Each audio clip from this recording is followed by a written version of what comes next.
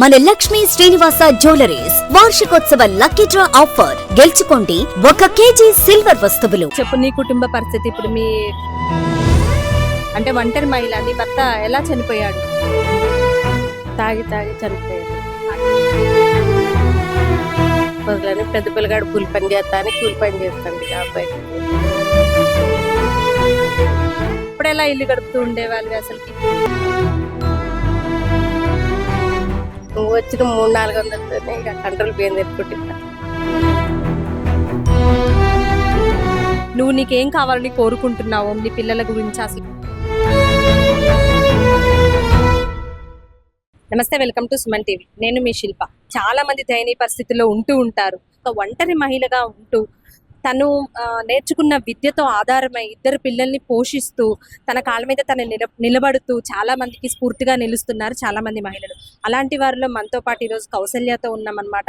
తను ఇక్కడ మన ఖమ్మంలో బస్టాండ్ ఎదురుగా చెప్పులు కుడుతూ తన జీవనాధారం సాగిస్తూ ఉంది. సో అసలు తన కథ ఏంటి అని అడిగి తెలుసుకునే ప్రయత్నం చేద్దాం. నమస్తే అమ్మా. అంటే ఒంటరి మహిళ, నీ భర్త ఎలా చనిపోయాడు? తాగి చనిపోయాడు. తాగి చనిపోయారు. ఎంతమంది పిల్లలమ్మా? 2 బాబు. 2 బాబులు. ఏం చదువుకుంటున్నారు మీ పిల్లలు? ఏం చదువుకుంటున్నారు? పెద్ద 10వ తరగతి పాస్ అయ్యి పని చేసి కూలినాలు పని చేస్తాను. చిన్న డిగ్రీ చదువు. అంటే ఇప్పుడు మీ భర్త ఉన్నప్పుడు ఎక్కడ, అంటే ఖమ్మంలోనే ఉన్నారా లేదంటే జీవనాధారం కోసం ఖమ్మం వచ్చావా? జీవనాధారం కోసం ఖమ్మం వచ్చిన. పల్లెటూరు మాది, రావణపేట కాలనీ. రావణపేటలో ఇల్లు ఉందా మీకేమన్నా? ఒక గుడి చేసుకొని బతుకుతున్నారు. మరి ఎలా అమ్మా? అంటే అసలు ఇప్పుడు నువ్వు చెప్పులు కుట్టుకుంటూ ఉన్నావు ఇక్కడ, అసలు ఫస్ట్ నుంచి ఈ పని వచ్చా? నువ్వు ఎట్లా నేర్చుకున్నావు? ఫస్ట్ నుంచి రాలేదండి. మా ఆయన చనిపోయినాక నేర్చుకునే పని. నేర్చుకొని పిల్లల్ని పోషించుకోవడానికి నేర్చుకున్నావు. ఇంకేమైనా పనులు చేసావా? ఈ పనేనా చేసింది? ఈ పని. ఇప్పుడు ఎంతో రావు, అంటే ఒక రోజు వస్తాయి, ఒక రోజు రావు. సో ఎలా పోషించుకుంటూ ఉంటావు నీ కుటుంబాన్ని? నువ్వు వచ్చిన 300-400 ఇక కంట్రోల్ బియ్యం తెచ్చుకుంటా. కంట్రోల్ బియ్యం తెచ్చుకొని తింటారు. నీ తల్లిదండ్రులు ఉన్నారా? నేను మా అమ్మని చనిపోయింది. నాన్న ముసలాయన. ఆయన్ని కూడా నువ్వే చూసుకుంటున్నావా? అన్నల తమ్ముళ్ళు ఉన్నారా? వాళ్ళ పని వాళ్ళు మూగోళ్ళ మాటలు రావు, సో వాళ్ళ పనులు వాళ్ళు చేసుకుంటారు. మిమ్మల్ని చూస్తారా? అంటే కొంచెం మీకు ఈ స్థితిలో ఉన్నారు, సో మీకు సహాయం చేసుకుని పని.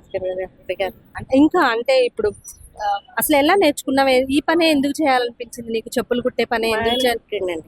అయితే ఇప్పుడు స్థలం పోతేమోనని స్థలం కోసం ఇంకా పని నేర్చుకున్నాను. ఇదే జీవనాధారం.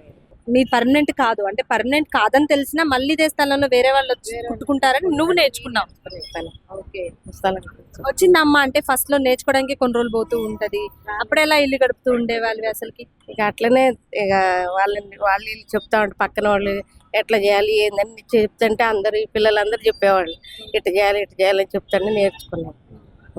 అంటే చెప్పు, నీ కుటుంబ పరిస్థితి ఇప్పుడు మీ భర్త ఉన్నప్పుడు ఆయన తాగుతూ ఉండేవాళ్ళని చెప్పారు. సో అప్పుడు ఎట్లా సరిపోతూ ఉండేయా మనీ? తాగేవాడు, వచ్చిన డబ్బులతోనే మొత్తం ఖర్చు పెట్టుకునేవాడు. అప్పుడు కూడా సరిగ్గా చూసుకోలేదు. తర్వాత చనిపోయిన తర్వాత నువ్వే ఇప్పుడు ఫ్యామిలీని చూసుకుంటున్నావు. అంటే ఇప్పుడు చదువు కూడా మధ్యలో ఎందుకు డబ్బులు లేక ఆపేసావా? నేను ఒక్కదానం చేస్తుంటే పని సరిపోదులని పెద్ద పిల్లగాడు పని చేసిండు. ఇక నేను కష్టపడుతున్నా ఒక్కదాని, నేను అదేదో కూలి పని చేస్తా అని కూలి పని చేస్తాండి. ఆ అబ్బాయి కూడా 10వ తరగతి వరకు చదివి, చిన్న ఆయన మాత్రం చదువుతాను డిగ్రీ చదివి. అంటే ఆ పిల్లల్ని చదివించడం కోసం మీ పెద్ద బాబు కూడా చదువు మానేసి ఇద్దరు పని చేస్తున్నారు. ఇద్దరం పని చేస్తాం. ఉన్న రోజు పని పోతాడు, లేని రోజు ఇంటికాడ ఉంటాడు ఆయన. పర్లేదా అమ్మ? అంటే ఇప్పుడు కంట్రోల్ బియ్యం సరిపోతున్నాయా? ఖర్చులకి ఎంత వస్తుంది? ఎంత ఖర్చు అవుతుంది?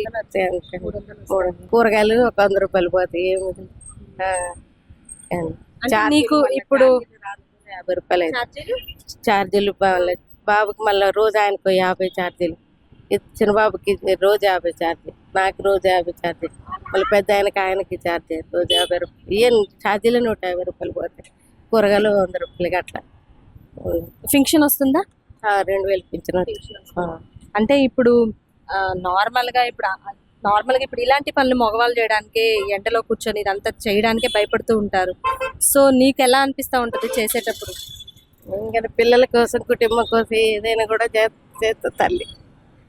కుటుంబం కోసం అట్లా నేర్చుకో. ఎన్ని సంవత్సరాలుగా ఈ పని? 10 సంవత్సరాలు. 10 సంవత్సరాలుగా ఇదే పని. రోజు రావడం పోవడం వచ్చి ఇక్కడే ఉండడం. ఏ టైంకి వస్తావు? పొద్దున ఏ టైంకి వెళ్తావు? వస్తా ఉదయం 10ంటికి వస్తాండి, సాయంత్రం 7 గంటలకు వెళ్ళిపోతాం.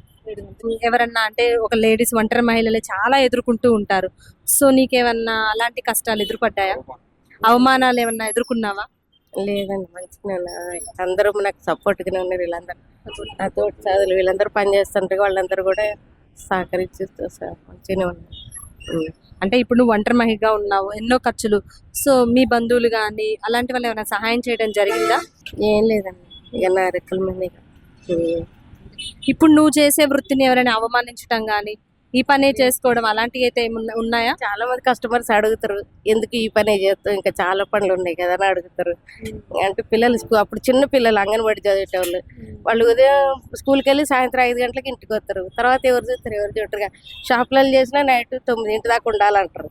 ఇక అట్లా ఆ సిచ్యువేషన్ కూడా నీకు గుర్తుపెట్టుకొని పిల్లలు మళ్ళీ 5 గంటలకు వచ్చేట వాళ్ళు ఎవరు చూస్తారని ఇక ఈ పని సాయంత్రం అయితే వెళ్ళిపోతుంది కదా అని ఇక అట్లా సొంతంగా నేర్చుకున్నాయి. నీ భర్త చనిపోయి ఎన్ని సంవత్సరాలు అయిందమ్మా? 3 సంవత్సరాలు. 13 సంవత్సరాల నుంచి ఇదే వృత్తి. ఒక 2-3 సంవత్సరాలు కూలికి పోయినాయి, ఇక మిరప తోటలని పత్తికని వాటికి పోయినాయి. ఇక తర్వాత ఈ పని నేర్చుకున్నాను. అంటే ఏం ఆశిస్తున్నావు అమ్మా? అంటే ఇప్పుడు మా టీవీ ద్వారా కానివ్వచ్చు, నువ్వు నీకేం కావాలని కోరుకుంటున్నావు? నీ పిల్లల గురించి అసలు ఏంటి, నీ కోరిక ఏంటో చెప్పు. మాకు ఇల్లు లేదండి, ఇల్లుగా లేని అనుకుంటున్నాను. మళ్ళీ మా బాబు కూడా చిన్న బాబు చదువుకోవడానికి ఏమైనా సహకరించగలరాను. సో చూసాం కదా ఎన్నెన్నో గాథలు ఇలాంటివి మనం చూస్తూ ఉంటే కుప్పలు తెప్పలుగా వస్తూ ఉంటాయి. సో మన ఒంటరి మహిళ పడుతున్న కష్టాలైతే మనం చూసాం. తను కోరుకునేదల్లా ఏం లేదు, తనకి ఇల్లు లేదు, ఒక ఇల్లు సహాయం కావాలి. అంతేకాకుండా వాళ్ళ చిన్న బాబుని వాళ్ళ కొడుకు ఆమె ఇద్దరు కలిసి చదివించుకుంటూ ఉన్నారు. ఇదే జీవనాధారం. సో దాటి మీద ఎక్కువ ఆదాయం రావట్లేదు. వాళ్ళ కొడుకు చదువుకోవడానికి అయ్యే ఖర్చు కానీ తనకు కావాల్సిన ఇల్లు కానీ అలాంటి సహాయం కోసం తను ఆశిస్తూ ఉందన్నమాట. మన సుమన్ టీవీ ద్వారా తనకు కూడా సహాయ సహకారాలు అందాలని కోరుకుందాం.